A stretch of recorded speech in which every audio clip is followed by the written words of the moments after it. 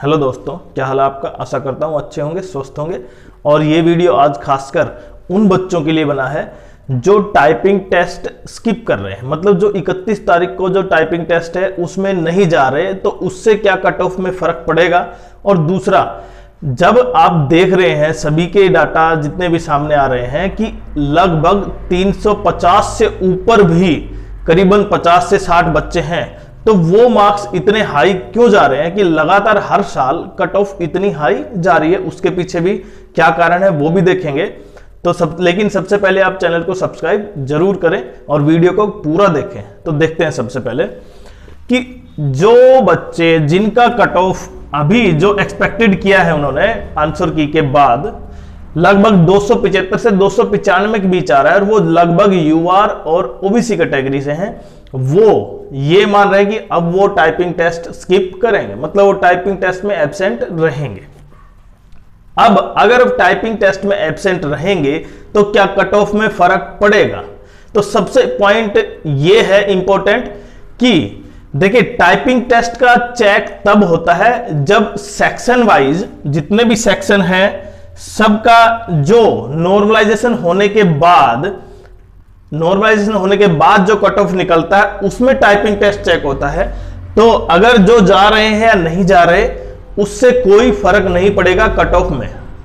पहली बात तो ये है। दूसरा, एसएससी ने अब की बार आंसर की बहुत जल्दी निकाली है, तो वो भी कहीं ना कहीं इसी का कारण है कि बच्चे एब्सेंट होंगे, क्योंकि कम से कम इतने दिन तो होने चाहिए थे कि बच्चे टाइपिंग टेस्ट में दोबारा से बैठने के बाद आंसर किया है, और वो टाइपिंग टेस्ट 5 या 4 दिन के बाद होना चाहिए था।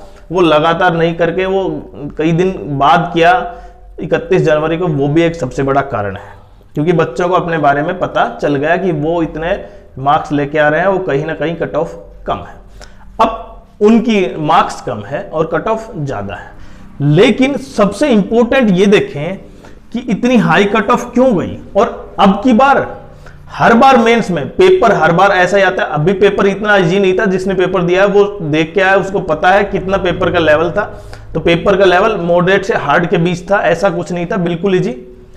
दूसरा, क्योंकि आपने देखा होगा जितने भी बच्चे जो लगातार हर एग्जाम दे रहे हैं 2017 का, 18, 19, 20, 22 तक का, जो बच्चे सिलेक्टेड हैं, और प्रत्येक बार ये आपको पता है, देखिए एग्जाम दोबारा से कौन दे रहा है, जो बच्चे 2400 ग्रेड पे और 2800 ग्रेड पे में सिलेक्टेड हैं, क्योंकि जो 4200 ग्रेड पे की इतनी वैकेंसी हर बार नहीं होती, केवल 4600 ग्रेड पे की वैकेंसी ज्यादा होती है।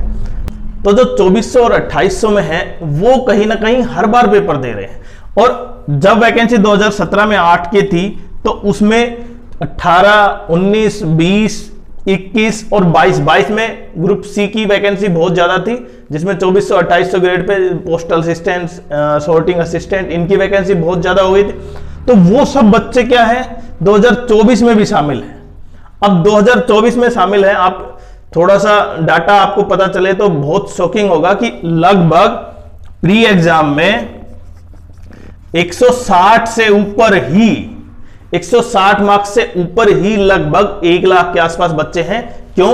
वो बच्चे हैं जो पहले से सिलेक्टेड है, तो उनको पता है कि प्री एग्जाम कैसे देना है और मेंस भी कैसे देना है। तो मेंस की भी कट ऑफ इसका हाई जाएगी, क्योंकि जिस तरह 2023 में देखा था आपको 338 से 302 के बीच सिलेक्शन हुआ था सबका, और अब की बार 338 की बजाय मैंने बताया कि लगभग 350 प्लस ऐसे कैंडिडेट हैं, लगभग 50 से 60 के बीच, जिनके 350 प्लस मार्क्स हैं। तो वो कैसे आ रहे हैं? कहीं ना कहीं उन बच्चों में अगर पहली बार एग्जाम दे रहे हैं उनके साथ कंपटीशन किनका है? जो पहले से सिलेक्टेड है।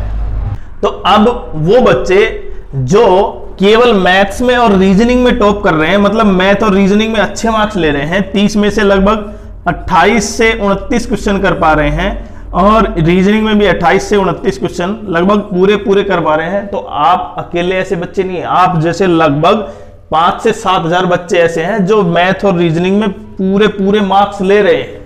और आपको उन बच्चों में शामिल होना है जो केवल 500 या 1000 बच्चों में शामिल होना है टॉप के। तो इसलिए आपको इंग्लिश में भी टॉप करना होगा, क्योंकि जीके और जीएस ऐसी है जिसमें 16 से 18 के बीच हाईएस्ट मार्क्स होते हैं, वो भी बहुत ज्यादा जो अच्छे प्रिपरेशन होती है तब। लेकिन इंग्लिश में आपको टॉप करना ही होगा, तभी आप उस 1000 बच्चों में शामिल हो पाएंगे।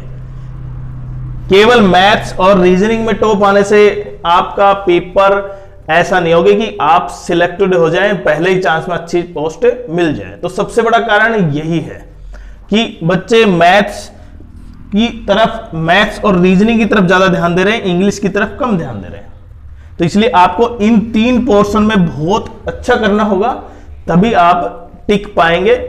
और कंपटीशन का कारण मैंने बताया कि सबसे बड़ा कारण यह है कि जो बच्चे पहले से सिलेक्टेड हैं वो भी उसमें शामिल हो रहे हैं और आपकी कट ऑफ को बढ़ा रहे हैं, क्योंकि उन्हें क्या करना है, उन्हें अच्छे ग्रेड पे में जाना है। तो आपका कंपटीशन उन बच्चों के साथ है जो पहले से ही मास्टर है, तो इसलिए उनसे ज्यादा पढ़ने के लिए आपको इन 3 पोर्शन में बहुत पारंगत होना पड़ेगा।